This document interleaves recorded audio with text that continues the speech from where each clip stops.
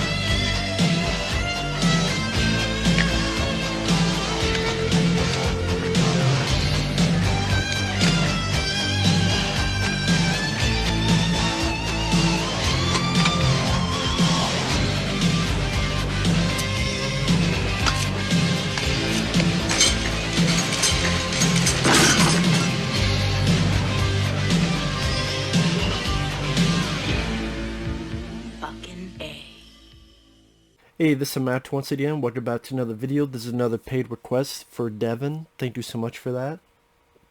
If anyone wants to request any other type of reviews, re-reviews, topics, reactions, commentaries, anything random, feel free. And you can send it either directly to my PayPal or join my Patreon. Both things are down below in the info box, and I'll get to it as soon as I can. Now, this is for a film called First Sunday. It's funny, as soon as I said that, my nose is itching because I'm allergic to this bullshit of a movie that apparently I'm not the only one who disliked because it gets a 4.5 on IMDb. And it deserves it because it's a very lame, unfunny comedy where its heart is in the right place. Teaching about forgiveness and second chances. This is about Ice Cube and Tracy Morgan. They're down on their luck. Ice Cube he was a felon in the past. It's hard for him to get a job. And his ex is ready to take their son over to, I believe, Atlanta. And because Ice can't leave the state, he won't be able to see his son for a long time if that happens. And the ex goes, well, you know what? I can't stay here because I don't have the money to stay here, and you don't pay anything. Tracy Morgan, he was part of this dealing with stolen wheelchairs, and then those also got stolen, so he owes this group of people money, otherwise he's going to get up to shit creek. So the two of them wondering what they're going to do, and they decide to rob this church. And this church is led by people, for example, Chi McBride. If you don't know who Chi McBride is, you may remember him as Will Smith's boss in I, Robot. Where there's this where he gets a shotgun and blasting some of the robots. He's been in a few other stuff too. He was in a bit role in Cradle to the Grave, I believe. Yeah, because DMX and Jet Li visit him in prison, and Chi McBride has all this stuff and food in front of him. He's been in a few other stuff too. Also in the church is Katt Williams, as a guy who leads the church choir. Loretta Devine, she's in it. She was in, I believe it was Urban Legend that she was in. She plays this lady who treats Tracy Morgan very sweetly, and I get moments like that. I'll get to that, but like I said, that's what I mean. Sometimes his heart is in the right place, so it's hard to get that vitriolic about the movie. But I do think the movie sucks because it's just not that funny. I think the problem is the director, David Talbert. I forget who the hell his name. he wrote and he directed it, and you could tell he went on to such great films that you've never heard of, like Baggage Claim and Jingle Jangle: A Christmas Journey. Yeah, they all sound like classics, right? Almost Christmas and some other shit. I'm going, well, yeah, I just see why this film probably faltered, because it seemed like the writer-director, the same guy, didn't really have much of a talent for comedy.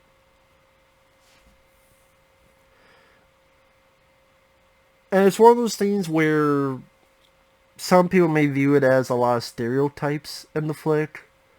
Like the way Katt Williams plays his role, and you're ready for someone to go, Lord mercy, Lord mercy. Or there's even the guys who they owe money to because they did this deal with the wheelchair. There's these Jamaicans, and you get lines of dialogue, and Tracy Morgan doesn't help. I'm not a Tracy Morgan fan. I'm glad he got better. There was a time where he got in this bad car accident, and I'm glad things worked out. But I can't really say I'm a fan of him. I much prefer... I even prefer Kevin Hart over Tracy Morgan. And on a off tangent, because Kevin Hart worked with Ice Cube. Mike Epps worked with Ice Cube, Chris Tucker.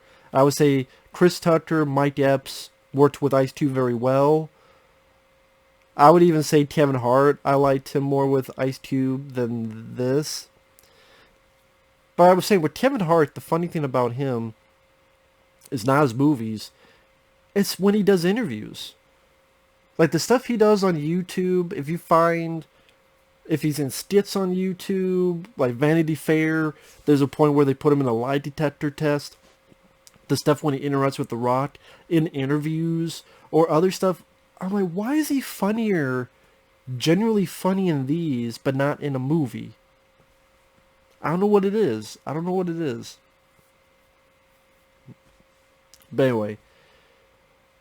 But like Tracy Morgan, I was just the way he talks, like, hello everybody, my name's Tracy Morgan, and we're gonna go down to the show here, huh? What, is that Jamaican time, or is that American time? That's a lot of dialogue, I'm not kidding. Just when they transport the stuff for the Jamaicans, and they got 24 hours, is that Jamaican time, or is that American time? It's just such a over-the-top... And that's Tracy Morgan, but I'm like, okay, that's not my kind of personality, I guess. Oh, how's it going there, man?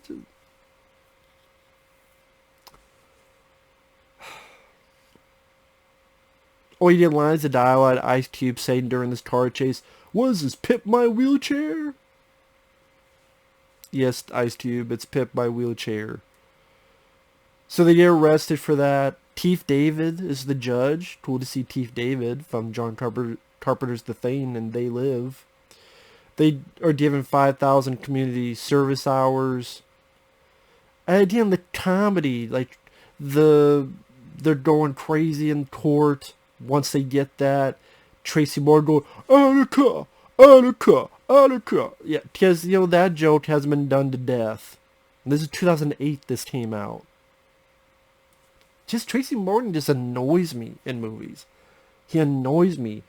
To me, it ruined Cop Out. Cop Out wasn't that great of a movie, but I could deal with Bruce Willis, and I could deal with the standard direction, but Tracy Morgan was just unfunny, and just how his lines and ad-lib would go on and on.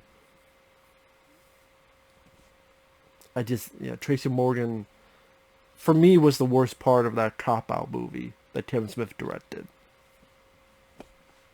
But yeah, just scenes that you don't need, like Tracy Morgan, they're going to get this money from this person at a massage parlor, and you just see this joke coming 5 miles away. Because Tracy Morgan's being massaged, you never see the person's face massaging him, and I'm going, it's a guy, right? Is that the joke? Tracy Morgan's really getting into his massage, saying how he's enjoying it so much. And it goes on and on and on for minutes. I'm going, it's a guy, right? That's the joke. He finds it's a guy, he freaks out. Lo and behold, person leans in, it's a guy's voice, runs out, and it's someone in drag. That's the comedy in this. Again, when you just see the jokes coming so far away, and you're just waiting for it to hit, and it hits like a fucking...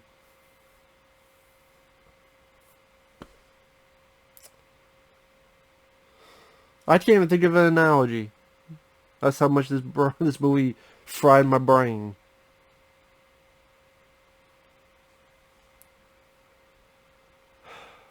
Oh, but it's funny because he runs out in red, tidy underwear. That's what makes it funny, I guess. So like I said, they're both in the predicaments, and they're going to rob this church. And again, the jokes, when they're trying to rob it, he keeps looking at me, and Ice Cube's going, what? And Tracy Morgan goes, why, Jesus? Because he looks at a picture of Jesus. You know what's sad? One of the only genuine soft chuckles I got out of this is as they're in the church, other church members are having a meeting, late night meeting. And I don't know how old, he looks older than me, but I guess he's supposed to be a kid doing this bugle. And then this old woman sits his ass down and says something to the effect of, let me tell you something. You blow that bugle one more time, Jesus himself we're going to have to get off the cross himself to save you. The way she said it and her tone of voice, and again, let me tell you something. You blow that bugle one more time, Jesus himself we're going to have to cut off the cross himself to save you. It made me laugh. It's just the way she delivered it, and sadly she's not in the film a lot, which is weird because that one line made me laugh than anything Tracy Morgan did in this movie. And it's because of the way she delivered it. And then pretty much they take it hostage. You have Chi McBride, you have some old church ladies there doing Loretta Devine.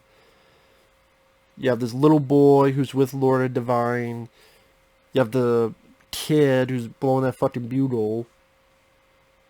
And then the older lady with him. Katt Williams and his choir group. You have this other guy, I forget his name. I hate to say it, for a split second I thought it was Steve Harvey, but it's not. I'm like, is that the Family Feud? No, it's not him. And you have this lady who's the daughter of Chi McBride's character.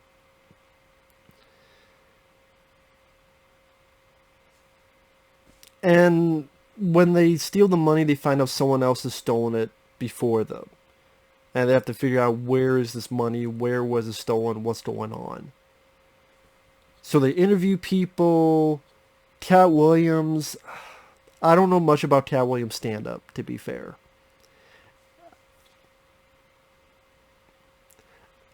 Katt Williams is pretty much, he's a choir director, and he's talking very softly, and he's talking very high, and I almost want to say limp-wristed, and oh yeah, I love this person, but they're da-da-da, and I love this person, but I don't know about Katt Williams either in this. I wouldn't say he made me laugh either. Stereotypical?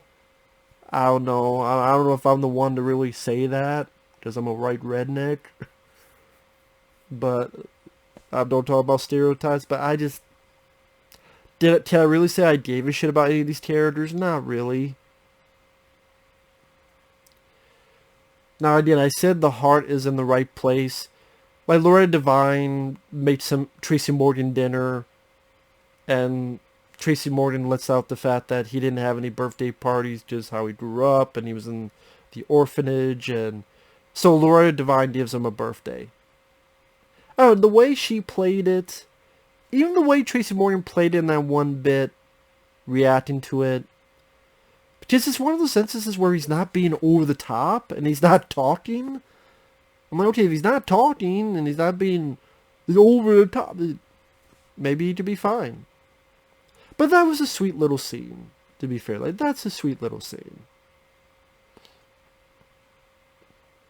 Or this old lady, one of the other old ladies talking to Ice Cube, saying, you know what, if you take that money, you say you want to save your son, but think of the man that your son's going to be looking at every morning. Are you really going to save him? Are you really going to do that? And by the end, again, it teaches forgiveness because they decide not to take the money and, oh, I spoiled it. I'm sorry I spoiled First Sunday. Film that came out. By this point, 13 years ago. Mea culpa, I apologize. I spoiled First Sunday. Which I don't know where the first comes in First Sunday, but whatever. I guess that's why there's so much money, because it's the first Sunday. I don't fucking know. And it's one of those things when the ending comes, it's one of those where you're not supposed to look at it realistically, because there's no way a trial would be this way, where they're trying out these two guys, and there's an actual witness that say, hey, yeah, they held us hostage. But then it'll just turn on that guy, because that guy who I thought was Steve Harvey, but it's not. He embezzled money, and it all turns on him. Ice Cube, Tracy Morgan get let go. Free. And then the church are so fine with Tracy Morgan and Ice Cube that they they give Ice Cube the money. I don't know how Tracy Morgan got out of it. Because the way the movie does it is the Jamaicans come. Ice Cube goes, you know what, you want to kill us, fine, but I've got to go see my son. You want to kill us, kill him first. He leaves Tracy Morgan to them. And then the next scene, everything's fine, including Tracy Morgan. I don't remember them ever finishing that whole Jamaican plot. Like, did the Jamaicans just say, nah, that's okay? Were they given the money too by the church? Did that happen? Because I don't remember seeing it happen.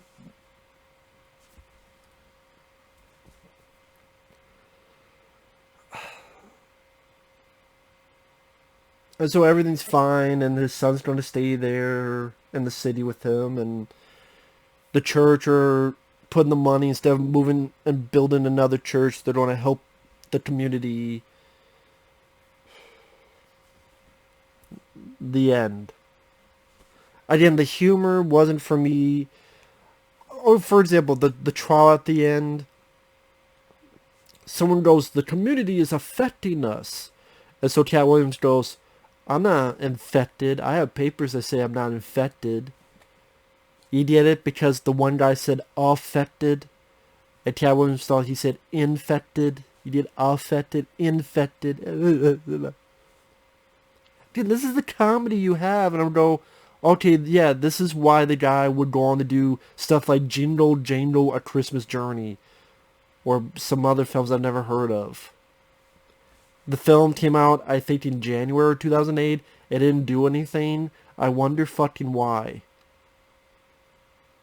I mean, you want to see Ice Cube in a comedy? Go watch Friday. Go watch Next Friday. Go watch All About the Benjamins.